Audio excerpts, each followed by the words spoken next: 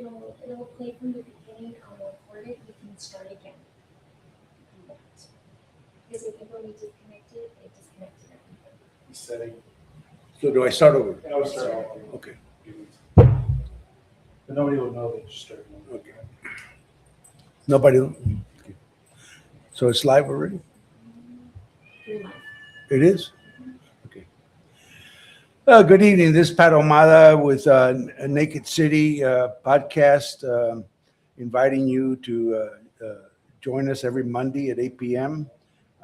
This is the second podcast, so we'll improve on this as we go along because this is new to me. I never thought I would be doing a podcast, but I saw what things were going on in our community, in our school district, in the port, at the college, and I feel like sometimes we need a voice that can speak out for the things that are happening that are good and also that are not so good, or maybe provide some input, and hopefully they hear it and maybe take it to heart. So welcome to Naked City with podcast with Pat Ahumada every Monday at 8 p.m. And like last time, I like to start with a little bit of meditation or prayer. If you're a person of faith, a Christian or a believer in a higher being, I myself, I am a Christian, and I have been a Christian since I was 13 years old. And I think my faith has made me stronger. And I invite you to think about, for a few moments, what's going on in your life, what's going on in the country, what's going on in the community, and meditate a little bit, and maybe say a little prayer that God be with us and guide us in trying to make things better for our children and the community. Sometimes I know it's not easy. You feel like you're alone. I had a gentleman this week contact me, or we exchanged communication on Facebook, who had lost his son and was grieving deeply, and he just seemed like he couldn't handle it. Like myself, I went through the same thing. I had the same experience, and no parent should have to go through that. But I shared with him what I couldn't share before.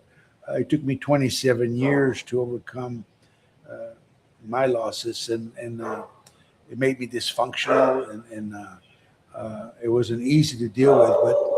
But when you turn to God, and it helps carry the burden.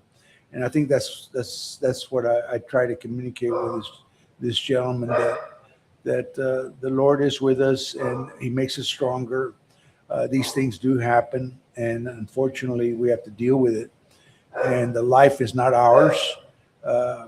As much as we grieve and we want to be left alone, but it affects everybody that surrounds us, our loved ones. Our loved ones don't want to see us like that, and the deceased doesn't want to see us like that. They want us to see us go on, but through God, we can have the strength and contribute in their memory to make our family stronger, to be a better parent or a better husband, or just somebody, a better person. So I invite you in a moment of prayer. I pray every day and during the day and before I go to bed, because I know He is with me and He guides me. I'm not perfect. I don't claim to be perfect, but I know faith makes it easier for me to carry on every day till we see our loved ones again. So pray for your family and pray for our country. As you very well know, President Trump was again an assassin, tried to target him and his cabinet yesterday, and that is very unfortunate. We live in a democracy, and we should be able to have disagreements. You don't even have to like the person, but he was elected and to do a job, and he's doing it the best way he can, even though we may disagree with him at times. Nobody's perfect. I myself am not perfect, and if you don't believe in his ideology or his policies, well, the next election you can vote for whoever you want to. But for now, he is our president, and pray for him that no harm come to him or his cabinet, because violence is not going to solve anything.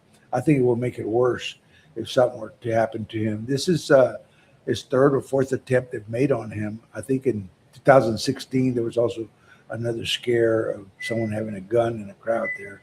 But the point is this: is that you can disagree, and that's okay, and you don't even have to like him.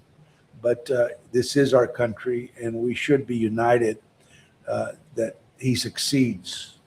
So pray that what everything is that he's dealing with, and it's a lot, that God guides him, and that he succeeds. Because if he succeeds in what he's trying to get done, accomplished, we succeed as a nation, and that's what we want for our family and for the country.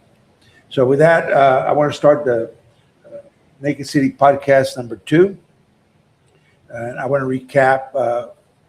Last week we talked about the Cameron County Appraisal District valuations, which affects your property taxes.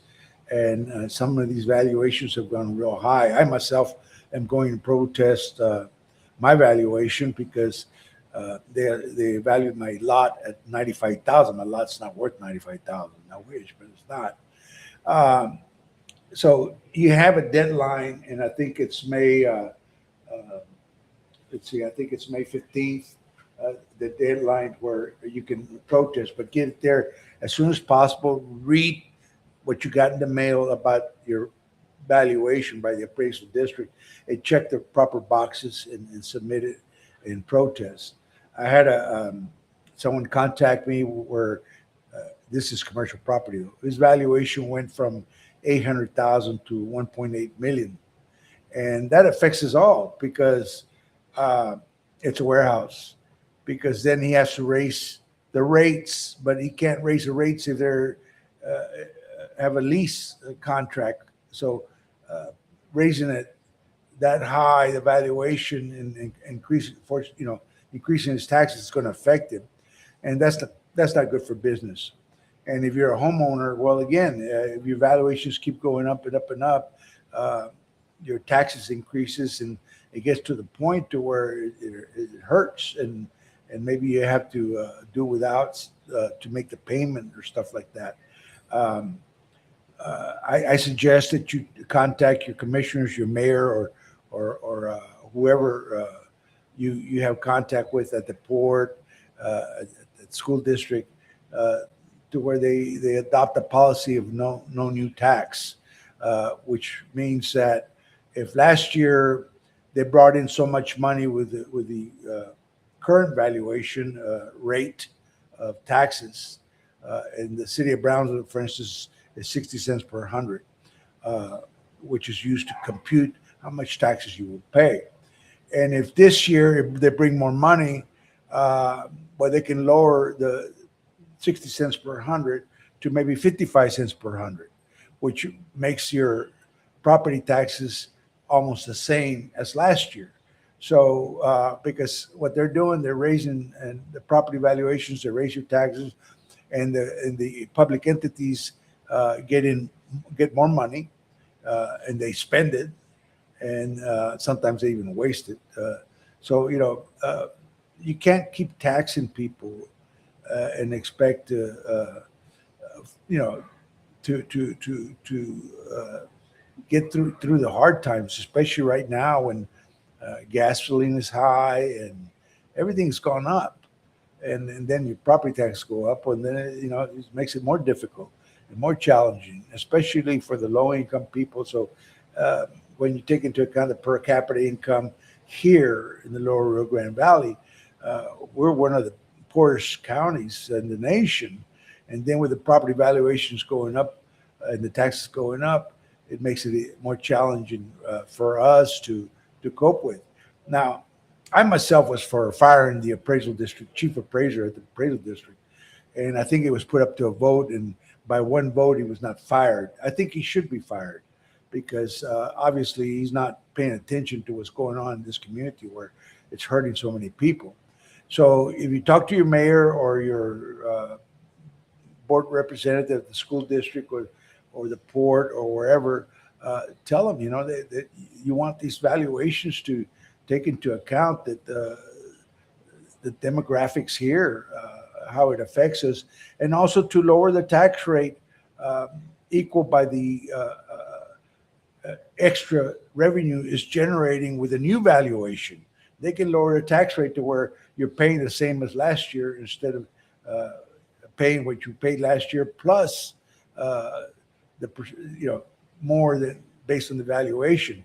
The current inflation is 3.5%, and like I tell you, the gentleman that contacted me, his valuation went from 800,000 to 1.8 million.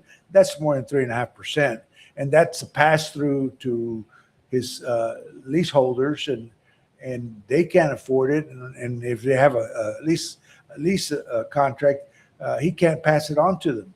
So his payment for his property is not going to go down, and then the property taxes go up.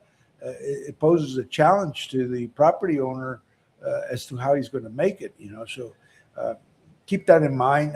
Talk to your representatives. Tell them you want no new taxes, meaning that whatever you paid last year, you would like to stay the same this year, and they can do that by lowering the tax rate.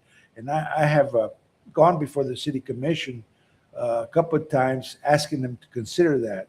So hopefully they will take that to heart. Um, this week's topic with the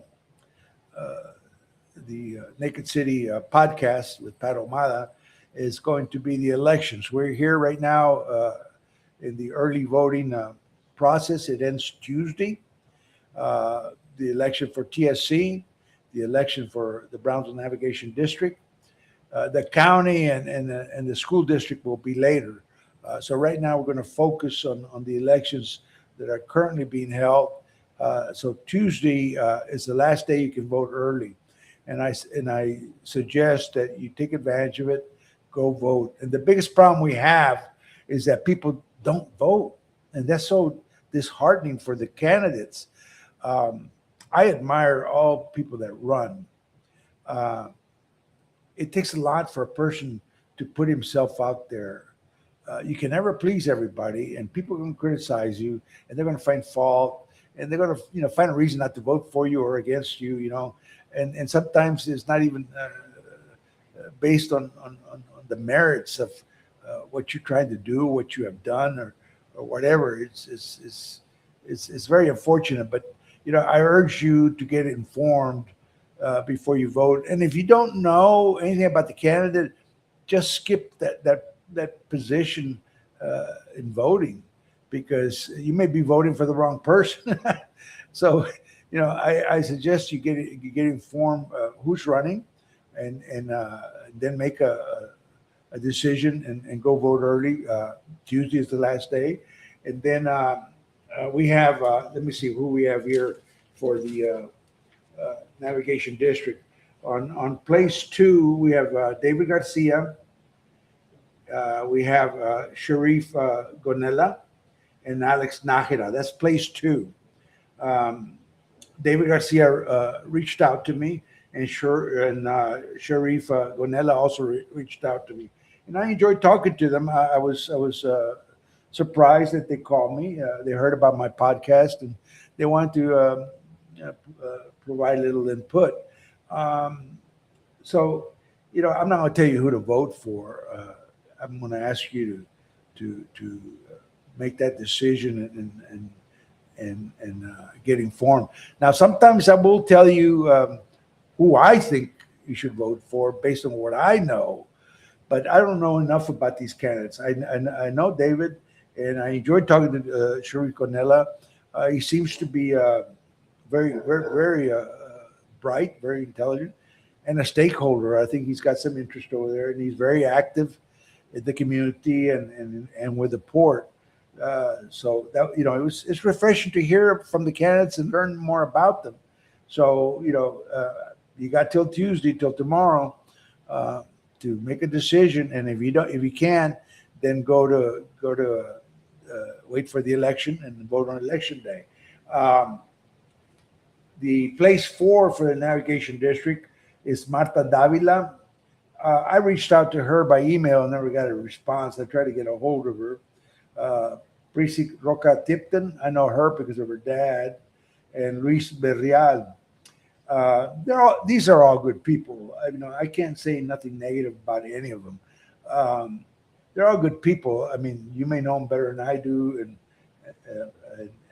but I'm not going to tell you who to vote for in this instance, or who I'm supporting. Um, but I did notice some things uh, that brought to my attention. I got a mail out from all these candidates. Uh, One of the mail outs stuck out to me was Luis Real. He was stating the fact that when the port was created, it was supposed to be uh, temporarily uh, taxing the citizens to sustain itself, but it was supposed to be temporary. Then they were supposed to do away with the taxes, collecting taxes to support the port.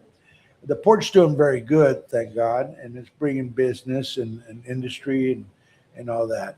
Um, but what struck me is that he was claiming that they should do away with the tax base, the property tax base. Well, I want to say I disagree with David. I know what he meant, but I don't think he thought it through with Luis Real. Because let me tell you how this works. The tax base helps the entity, all public entities, uh, to get a rating as far as credit, and they use the tax base to issue bonds, to issue debt, to be able to do projects.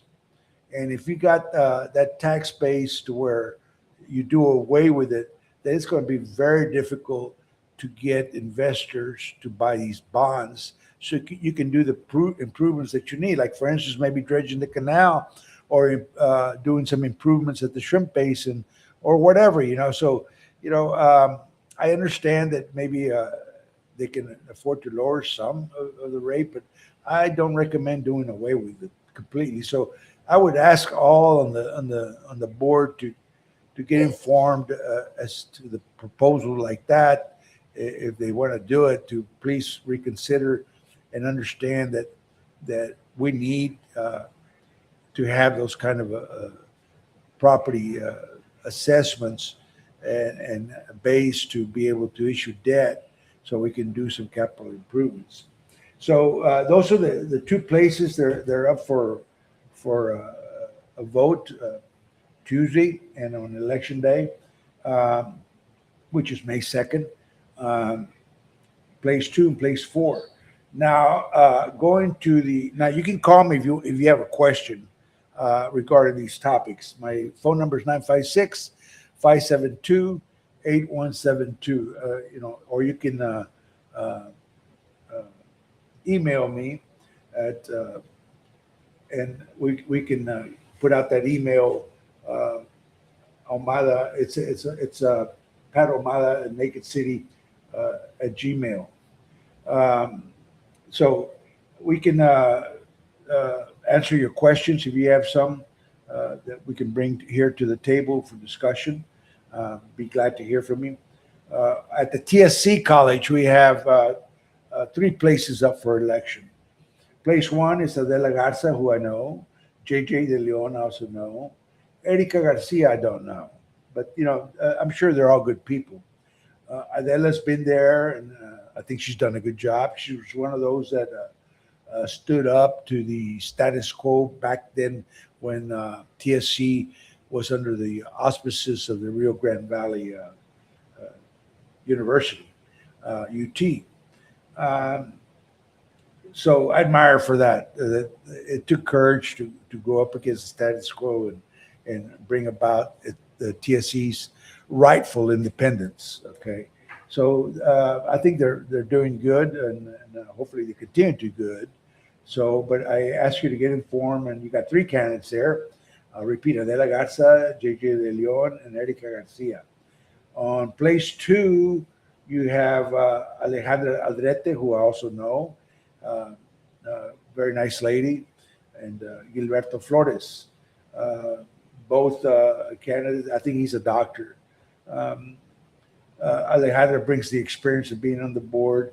Dr. Gilbert Flores, I don't know him, but I'm sure he would be an asset anywhere he goes. But get informed on each one and make a decision.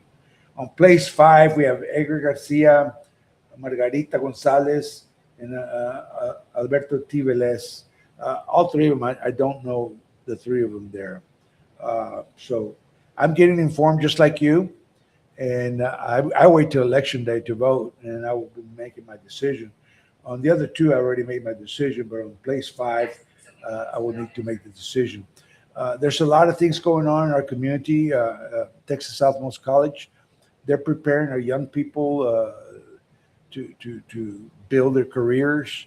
Um, I am also for besides higher learning education, but also for trade schools and stuff like that. So I think that's an avenue where those who do not want to pursue a higher degree can get a trade. A trade is great. I mean, it's just as great as a degree nowadays. I see people with degrees out of a job and having a difficult time. A plumber, I mean, when you call a plumber, you think twice, because they know how to charge.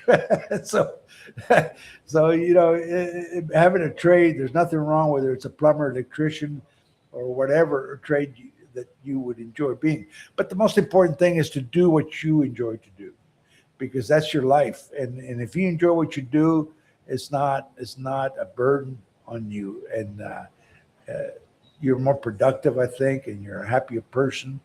And I think you make a better companion to be around with, whether it's your spouse or your children. Um, if it's a drag to go to work every day, you come home and your outlook is not the same as if you enjoy what you do. So those are the things that I think that that we have to uh, consider. And the election is Tuesday. Early voting ends. Then May 2nd is election day. So with that, I'd like to wish you the very best till next week. And if you got questions, please uh, call me or text me at 956-572-8172, or email me. Um, I want to bring up a topic before I close. Uh, Besides somebody text me right now about the tax valuations, and I'll address it in a minute. But I want to bring a topic that I wanted to address when I was mayor. If you notice, the city is littered with campaign signs, and I know candidates work hard, and they do the block walking, or they get out the signs. Putting up signs is a hard work. Believe me, and it's a big city to cover, and it's very expensive. Those signs are very expensive. Then you have the vandals or the sour uh, candidates who go around hiring people to take them down, or it gets windy and they get off the post and they litter the landscape. I wanted to do away with that when I was mayor, but I knew I didn't have the support for it, so I didn't even introduce it. But I wanted to do away with it because it just looks ugly everywhere you turn. That you see these campaign signs. Then when the election's over, nobody's enforcing the law, where they have so many days to remove the signs, and that becomes a problem. So maybe you could consider supporting and telling your elected officials, whatever public entity they are, that they pass a self-imposed policy, or maybe a city ordinance to do away with the campaign signs. And I know that poses a challenge for the candidates to get their name recognition out there. But when I was mayor, uh, I was eating at a restaurant, and I noticed some people smoking heavily, and there was children at the next table to them, and that gave me the idea to introduce the no smoking ban. And everybody got mad at me. Everybody got mad at me because they felt like it would affect their business. But people, we adjusted, and now if you look back, uh, you say, "Man, we should have done it sooner." Uh, I mean, you go in a place and it smells like cigarettes. Not good for the children. It's not good for you, and so it was a good ordinance. The same thing with the plastic bag ordinance. Man, I had people that just hated it that I introduced a ban. And I introduced a ban because I was riding my motorcycle on the expressway, and there was this plastic bag that came and hit me right in the chest. I said, "Man," and I started noticing all these plastic bags flying around. Um, so I passed that plastic ban, and they should have fought it and kept it. But I mean, it takes leadership to do those kind of things. And as I was talking to Onella, I was telling him, uh, leadership is giving direction and setting the pace. And if you're going to wait for somebody, then you're never going to get nothing done. And if you're going to send it to committee, it usually, it's when you don't want to get things done. Because, I was on some committees there to where it was always ongoing, and we never got things done. So leadership, if you're elected to any board, is providing the vision that you have to meet the needs that you see that need to be addressed, and put it on the table. Uh, if there's no discussion, then you're not moving forward. You got to have maybe even some controversy is healthy, but the discussion is good, but it's got to get to the table to get to a vote to implement change for the betterment of our community and for the common good. So the plastic, back to the signs, I think we can get used to not having them and finding alternative ways of getting the message out and name recognition about the candidate. And I think it would be cheaper and it would be better.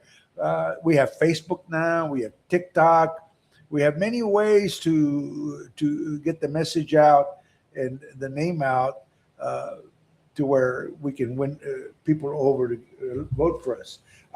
These are some of the mail outs which I find interesting, and if I encourage you, read them. Don't just throw them in the trash. They cost money. It takes a minute or two to read, and you find out about candidates something you may not know, and it may swing your way to vote. I got all these mail outs in the mail. I got all these mail outs, so they're good. It's a good way to communicate with the constituents and the voters. But again, the worst thing is that the candidates put their hearts into this. They do the block walking, they do the events, the debates, the forums, whatever, and they go to be seen to so people know that they're interested in winning their vote. So don't throw that away. Read it and learn about your candidate and contact them. I mean, email them if you have an email on their mail out. It's expensive, so don't just discard it and vote. I mean, that's the worst part, that people don't vote, and that's very disheartening, especially when it's less than 10% to go out to the polls. Uh, and you're talking about, like, for instance, the city of Brownsville has a budget of about 120 million, and PUB I think has a budget of about 225 million. BISD has a budget of about 450 million, and I can go on and on. These people you elect, they'll oversee that budget on how they're going to spend that money. So if you don't care, they're not going to care. They're just going to go along with whatever that's put on the table. But if they see that people are interested in voting and they want to be more transparent and accountable to you because they know your vote matters. You're taking the time to go out and vote, so don't throw away those flyers. And also ask your community leaders to pass an ordinance. I think that would be the best way. Do it cold turkey. Pass an ordinance. No more signs. No more campaign signs. They can go on radio. They can go on TV. They can go on Facebook. They can go walking with flyers door to door. But do away with the campaign signs. Now, I had a question about property taxes there. He wants to protest the as soon as possible. Well, Frankie, all I can tell you is May 15th is the deadline. But if you need help, call me at 956-572-8172, and I'll help you with that to fill it out. You want to make sure you check the right boxes. One of them, if you read the form there for the protest, is that you protest market value because you disagree with the assessment. And you also check the box where it says that you want the evidence they relied on to increase your property assessments. Okay, those are two important factors. And also, you want to state there that you would like an informal hearing before the formal hearing. This gives you there's a checkbox for that. This gives you the opportunity to maybe mitigate the tax the valuation has been assessed on you before you get to the board hearing, the ARB, which is called the ARB. You'll be on one-on-one with one of the appraisers there at the appraisal district, and I have always found them, for the most part, very accommodating. The staff is super there at the appraisal district, and I don't know how they do it because when people go there, they're not happy. But they have a good staff. They have a great staff. The only thing I have against is the chief appraiser. I think he should go. The property valuations are unmerciful. It doesn't take into account the demographics here. People can't afford it. I see people who are first time buyers. They're so excited about their home and they're in love with their home, and they make the payments for the first year. But the second year, they're struggling because their property taxes went up, their property valuations went up sky high. And yeah, they can only go 10% up if it's a homestead, but that 10% is a lot when they keep increasing the value. And I think they need to take into account where we live, this part of the world where we are, I think, the lowest per capita, or one of the lowest per capita rate in the nation. So we need more jobs. We need more industry to help us with that. We need more education for our young people. We need better schools, better teachers to produce good kids that they can succeed. And we also need parents to get involved. And one of the things that, I'm going to go back to the way I started the podcast. One of the things, I can't stress enough. If you believe in God, you don't have to be perfect. None of us is. And you bring that to your family, you're going to have a better family, better children. It's like an insurance policy because you're bringing a foundation, a solid foundation to the family and to your children, where they know what's right and wrong. So I encourage you as a parent, and it's a duty. It's a duty. I took my children to church when they were kids, and I take my grandchildren now, and for the simple reason, it'd be easier for me not to go to church and enjoy my Sunday, but I feel like it's an obligation, it's a duty, and I take them because I want them to have that moral compass. I want them to hear from the pulpit the words of God, but also the words of a man, of a preacher that provides guidance for us to live by. And I hope that moral compass sticks with them to where, as they grow and I'm gone, that it will help them be good Americans and good family members, good husbands, good wives, and they will raise their children in a better way than a household with no direction, no compass, no foundation. And then you find out that they're getting in trouble, they get into drugs, or they're end up doing horrible things where it takes them to prison. Like that young man that tried to assassinate Trump in the cabinet. He seems like he was a bright young man. I'm sure as a child he was a good kid, but he got radicalized somehow. Not blame that on the media.